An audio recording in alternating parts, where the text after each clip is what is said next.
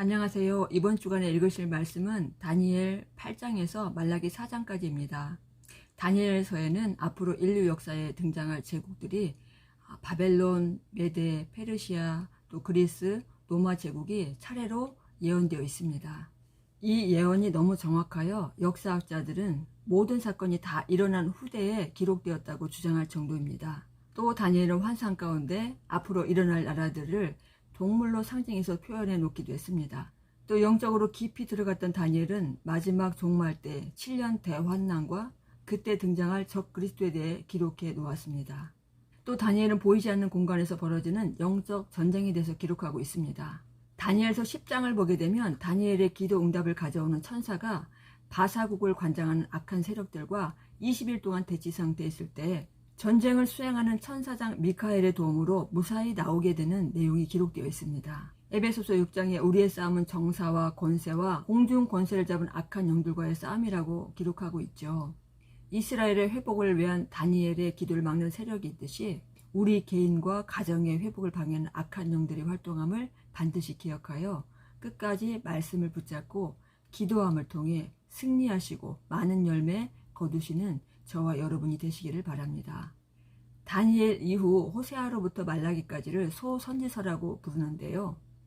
내용이 적어서 소선지서로 불립니다. 이들 중 대부분은 북이스라엘과 예루살렘의 멸망을 앞두고 회개를 촉구하는 내용이고요. 학개와 스가랴와 말라기서는 예루살렘 멸망 이후 포로 이후에 쓰여진 선지서입니다. 이 중 몇 가지만 간략하게 살펴보면 호세아서는 하나님과 백성의 관계를 남편과 아내로 비유하여 하나님의 사랑을 기록하였습니다.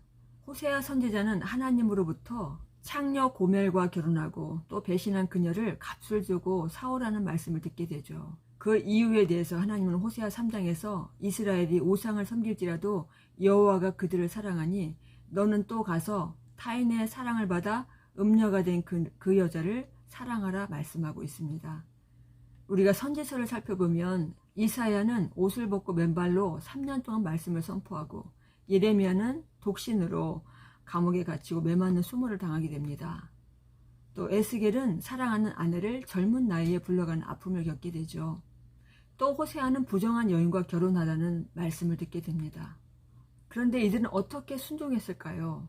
백성을 사랑하시는 하나님의 마음을 알기에 말로 해서 듣지 않으니 행동을 통해서라도 백성들의 마음을 돌이키고 싶어하는 하나님의 마음을 알기에 기꺼이 순종할 수 있었다는 것이죠.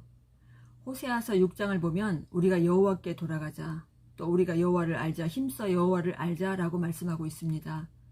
하나님이 우리를 너무나 사랑하신다는 것, 그리고 그 하나님의 손에 생사 화복이 달려있다는 것을 알고 말씀을 통해 하나님을 아는 지식으로 견고해져서 승리하는 저와 여러분이 되길 바랍니다. 요나는 물고기 뱃속에 들어갔다 나온 선지자입니다. 그는 이스라엘 민족을 괴롭히는 니느웨로 가기 싫어서 하나님의 뜻을 피해 도망가고 또 자신의 선포를 듣고 니느웨가 회개하여 살게 되자 하나님께 대들었던 유일한 선지자입니다. 그런데 물고기 뱃속에서 3일 동안 어떻게 살 수 있었을까라고 생각할 수 있습니다.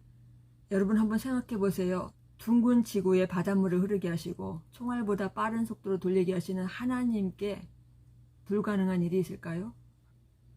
개미와 사람을 비교할 수 없듯 하나님의 말씀은 이성으로 이해하려 하지 말고 믿음으로 받으면 하나님의 말씀이 내 삶에서도 기적을 일으키신다는 것을 기억하시기 바랍니다. 구약의 맨 마지막 책 말라기는 성전 건축이 완성된 후 하나님을 향한 사랑이 식어버린 제사장과 또 백성들의 형식적인 예배를 책망하며 하나님께 돌아올 것을 촉구하고 또 앞으로 세례 요한이 올 것을 예언하고 있습니다. 말라기에서 그 유명한 11주의 말씀이 나오고 있습니다. 즉 11주를 통해 나를 시험하라는 말씀이 말라기에서 등장하죠.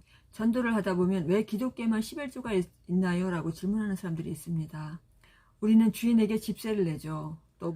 또 물과 전기를 공급하는 곳에 전기세 또 수도세를 내게 됩니다.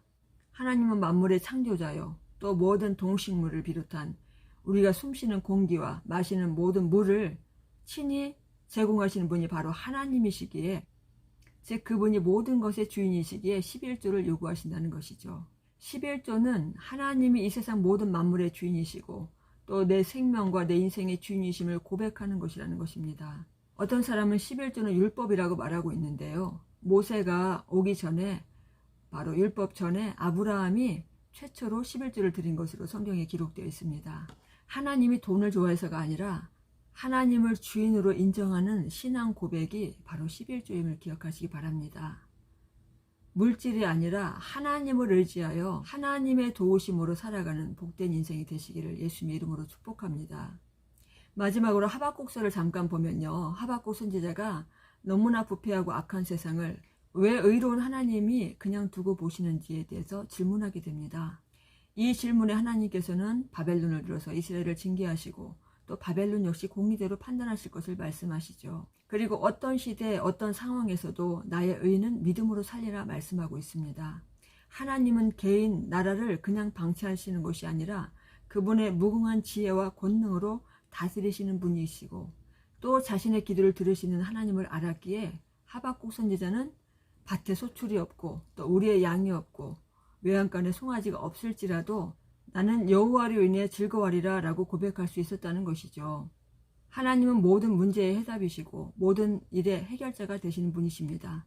이번 주간도 이 하나님을 말씀을 통해 알아가고 그 하나님께 기도함을 통해서 하나님의 능력이 저와 여러분의 삶 가운데 나타나는 복된 한 주 되시기를 예수님의 이름으로 축복합니다.